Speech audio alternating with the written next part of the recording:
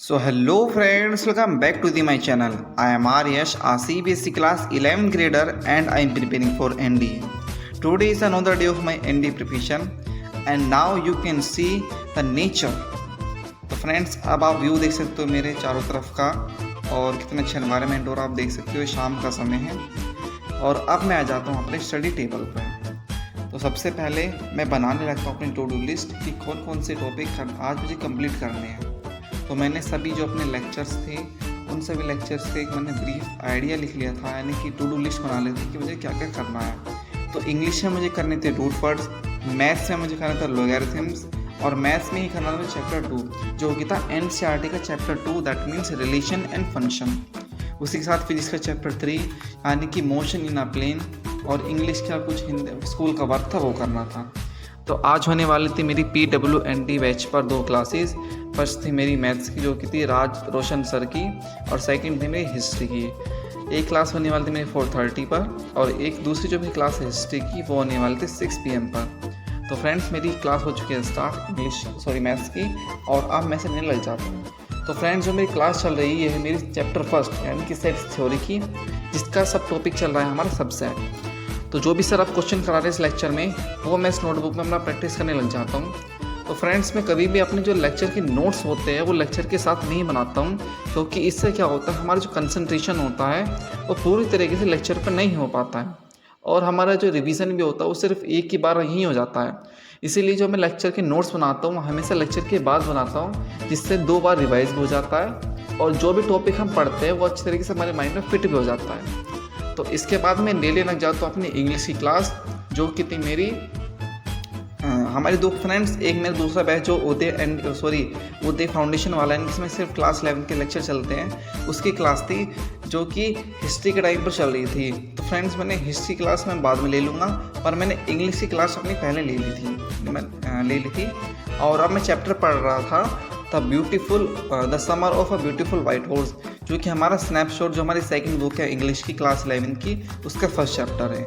तो फ्रेंड्स एक भाई का कमेंट आया था मेरे पास, वो ये पूछ रहे थे कि अगर कि एनडी जो हमारा एनडी फाउंडेशन का बैच है क्लास 11 का उसमें कितने लेक्चर हो चुके हैं। तो उन भाई को मैं बताना चाहूँगा कि हमारे जो मैथ्स है उसमें अप्रोक्स 11 लेक्चर हो चुके हैं, इंग्लिश में हमारे 17 लेक्चर हो चुके हैं और हिस्ट्री में हमारे लेक्चर हो चुके हैं आई थिंक 24 और ज्योग्राफी में भी 24 लेक्चर हो चुके हैं। तो फ्रेंड आप अब इन लेक्चर को तो पूरा नहीं देख पाओगे क्योंकि आपका बहुत बैकलॉग बन चुका है। तो अगर आप इस बैच को लेते हो तो आप फोकस करना कि आप जो करंट में क्लासेस चल रही है आप उन्हीं को लो और जो आपकी प्रीवियस क्लास जो मतलब आपका बैकलॉग हो चुका है आप उनको एनडी शक्ति 1.0 जो बैच है वहाँ से अपना कंप्लीट करो, क्योंकि वहाँ से आप अपना उन क्लासेस को जल्दी से कंप्लीट कर सकते हो।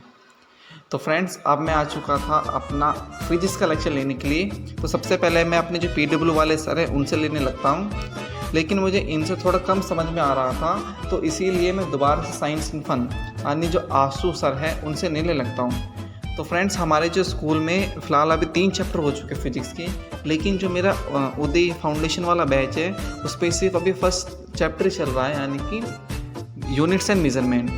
तो इसीलिए अपनी फर्दर अपनी स्टडी को मैं करने के लिए यानी कि स्कूल की प्रिपरेशन में एग्ज़ाम आने वाले उनके लिए मैं इस लेक्चर को लेने लग जाता हूँ।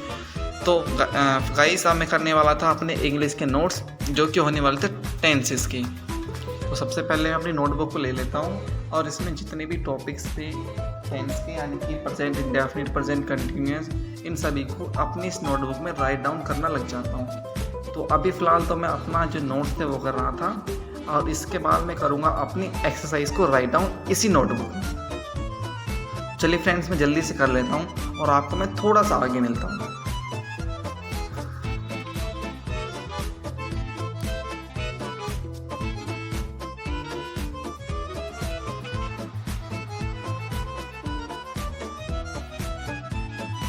फ्रेंड्स अब मेरा लेक्चर ऑलमोस्ट कंप्लीट हो चुका था और मेरा ये जो इंग्लिश का लेक्चर की नोट्स थे वो भी ऑलमोस्ट कंप्लीट हो चुके थे। Now you can see here. तो आप देख सकते हो फ्रेंड्स ये मेरे एक्सरसाइज वाले क्वेश्चंस थे और ये मेरे कुछ नोट्स थे, आप यहाँ देख सकते हो। यहाँ मैंने फ्रेंड्स अपनी जगह छोड़ रखी है। इन एक्सरसाइज के जो आंसर, इन क्वेश्चन के आंसर वो मैं यहाँ राइट डाउन करूँगा। तो आप फ्यूचर कंटिन्यूस आप देख सकते हो। और ये थे मेरे कुछ अलग से चीज़ यानी कि पेस्ट बोलते हैं इनको इंग्लिश में। तो फ्रेंड्स अब मैं लेने वाला था अपना केमिस्ट्री का लेक्चर फर्स्ट, जो कि था सुनील सर का।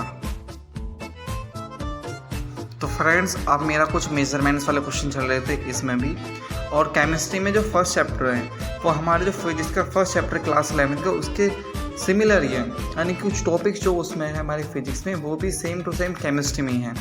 तो फ्रेंड्स अब मैं करने लग जाता हूँ अपने जो केमिस्ट्री के नोट्स थे वो इस नोटबुक में राइट डाउन करना।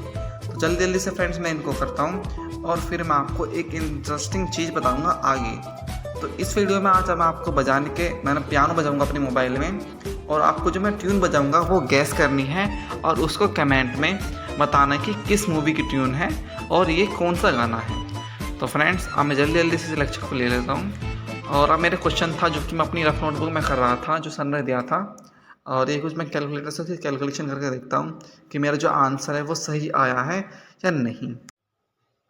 सो फ्रेंड्स अब मैं बजाने वाला हूँ पियानो, और आपको कमेंट करना कि ये वाला जो मैंने सॉन्ग बजाया है कौन सी मूवी का है, कौन सा सॉन्ग है। तो चलिए स्टार्ट करते हैं।